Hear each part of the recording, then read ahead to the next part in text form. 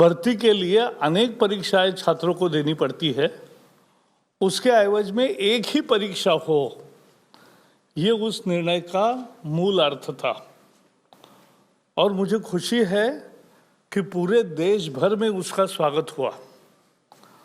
वो भर्ती के पहले का सुधार था, आज भर्ती के बाद का सुधार का निर्णय हुआ है। भर्ती होने के बाद विभिन्न कर्मचारी अधिकारी उनकी लगातार क्षमतावर्धन कैसे हो, कार्यक्षमता कैसे बढ़े, इसके बारे में और वो प्रभावी कैसे, कारगर कैसे साबित हो, इसके लिए क्षमतावर्धन का एक लगातार कार्यक्रम चलेगा और उसका नाम कर्मयोगी योजना है। तो ये एक बेहद ही महत्वपूर्ण सुधार है और 21वें सदी का सरकार के मानव संसाधन का सुधार का एक बहुत बड़ा ये सुधार कहला जाएगा और लोगों की अपेक्षाओं पर खरे उतरने वाले अधिकारी तैयार करना इसका मूल मकसद है। और उसके लिए आज जितेंद्र सिंह जी यहाँ आए हैं, छोटा प्रेजेंटेशन भी होगा और उसके बाद वो एक्सप्लेन भी करेंगे। एक दूसरे निर्णय के तहत जम्मू कश्मीर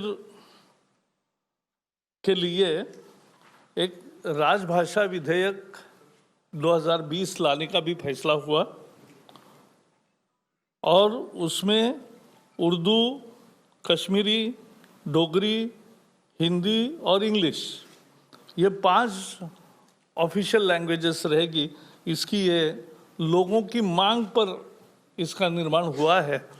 बाकी इसके डिटेल्स आज नहीं बताऊंगा क्योंकि वो इंट्रोडक्शन होगा पार्लियामेंट में, तब आपको सबको प्रतियां मिलेगी, तब आप उस पर ज़्यादा चर्चा कर सकते हो।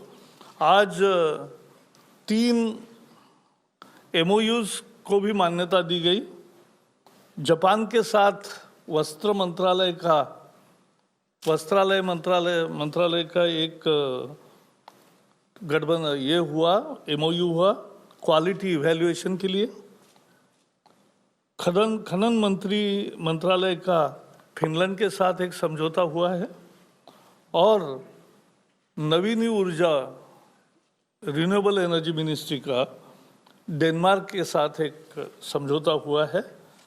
वो भी समझौते देश के लिए महत्वपूर्ण है। तो मैं और ज़्यादा नहीं कहूँगा।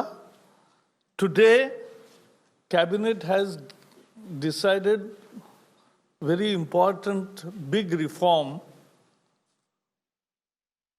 It decided on one big reform in form of National Recruitment Agency in the last cabinet, which was appreciated by all over the country, one and all. Now, that was a pre-recruitment reform. Now this is a post-recruitment reform where the opportunity to officers and employees will be given to improve their own performance on a continuous basis, and where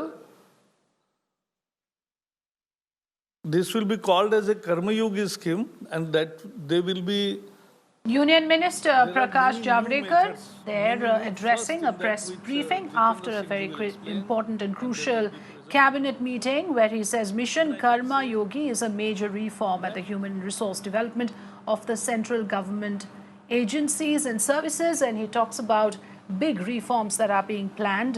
Also, of course, speaking about the reforms in the form of National Recruitment Agency, which was appreciated by the country. That was the pre-recruitment reform. And now he refers to the post-recruitment reform. So in detail, throwing some light on the big reforms that is on the government's table at the moment.